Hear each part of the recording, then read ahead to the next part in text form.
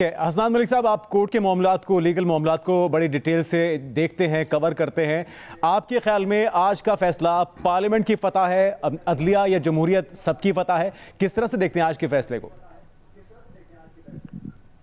जी बिल्कुल, ये इसमें कोई शक नहीं है कि ये पार्लियामेंट की जो सुप्रीमेसी है, जो कि मदर ऑफ ऑल इंस्टीट्यूशन, वो मानी गई है। और मैं बड़े अरसे से सुप्रीम कोर्ट कवर कर रहा हूँ। कहा यह जाता था कि जी आइन सुप्रीम है, क्योंकि ये एक ऐसी इस्तिलाह थी कि ये फिक्रा था कि आइन सुप्रीम है, क्योंकि जजेस ही आइन को इंटरप्रिटेशन करते हैं। तो फिर अमूमन हमने देखा है कि अदलिया सुप्रीम रही है, कि जो मंशा भी कानून बनाने वालों की नहीं थी, अदलिया ने इस किस्म की इंटरप्रिटेशन करके उसको कर दिया कि ये जो है वो ये कानून इस तरह है जिस तरह 63A की इंटरप्रिटेशन की गई है। तो मेरा ख्याल है कि ये सियासी जमातों को, सियासी कुव्वतों को की फतेह है। और कल में भी पीटीआई मेजॉरिटी में हो पार्लियामेंट में, और पार्लियामेंट को ही मजबूत करना चाहिए, ना कि इदारों को मजबूत करना चाहिए। और ये बिल्कुल सुप्रीम कोर्ट का इख्तियार था कि रूल में तब्दीली ला के वो चीफ जस्टिस के इख्तियारात को रेगुलेट करते, लेकिन नहीं किया गया। आपकी अगर आप देखें 15 साल में पूरी सियासत है वो रेगुलेट सिर्फ सुप्रीम कोर्ट ने की है, और मुक़्तदर हल्कों ने सुप्रीम कोर्ट को इस्तेमाल किया है, क्योंकि वो फर्द वाहिद एक सुप्रीम कोर्ट में जो चीफ जस्टिस था वो जो है वो उस अपने हिसाब से वो बेंच बनाते थे, और वो उसी तरह ही फिर जुडिशियल प्रोसीडिंग मैनिपुलेट होती थी। अब जिस तरह पीटीआई शिकायतें करती है इस्लामाबाद हाई कोर्ट के हवाले से, मेरा ख्याल है कि उनको तो इस पे वेलकम करना चाहिए और डिमांड करनी चाहिए कि इस किस्म की कमेटी और ये चीज़ अब हाई कोर्ट में भी लानी चाहिए। लेकिन जो बात थी कि सुप्रीम कोर्ट ने खुद नहीं किया, 4 साल फुल कोर्ट की मीटिंग नहीं बुलाई गई, चीफ जस्टिस ने जो है वो रूल्स में अमेंडमेंट के हवाले से बारहा, बल्कि जुडिशियल आर्डर में भी कुछ जजेस ने कहा, लेकिन बात नहीं मानी गई।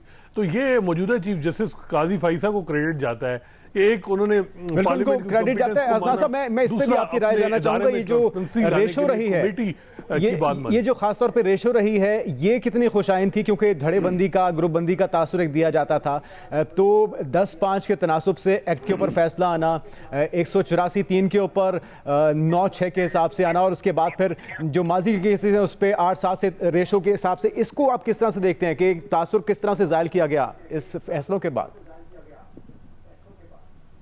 देखिए, इख्तिलाफ राय होता है और होना भी चाहिए। कोई इस तरह नहीं है कि चीफ जस्टिस जो सोचे सारे जजेस वही सोचे। जूरिस्प्रूडेंस की इवाल्व तब होती है जब इख्तिलाफ राय हो। मसला ये था कि माजी में जिस तरह साबिक चीफ जस्टिस उमर अता बंदयाल, उन्होंने वो जज जो डिसेंट करते थे उनको बेंचेस में बिठाना ही छोड़ दिया, या उन्होंने बेंचेस पे बिठाया तो मिनॉरिटी में बिठाया। तो ये कम अज़ कम ये है कि मौजूदा चीफ जस्टिस ने फुल कोर्ट सारे जजेस को बिठाया। अब जिसकी मेजॉरिटी, जिसने समझा कि वो कि पार्लियामेंट कॉम्पिटेंट है, वो मेजॉरिटी में थे और दूसरे मिनॉरिटी में थे।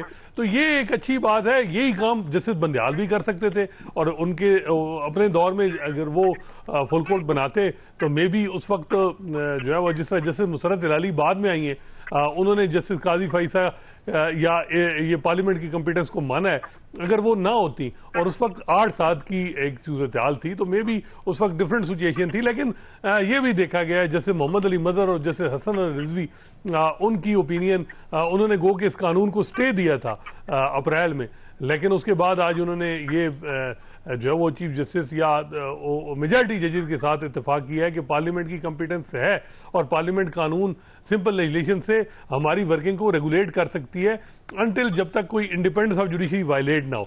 अब इस कानून से कोई इंडिपेंडेंस ऑफ जुडिशरी जो है वो का जो कंसेप्ट है वो वायलेट नहीं हुआ, बल्कि इसके जो इंटरनल जजेस में इनसिक्योरिटी है वो ख़त्म होगी, और मेरा ख्याल है कि इसमें ट्रांसपेरेंसी आएगी।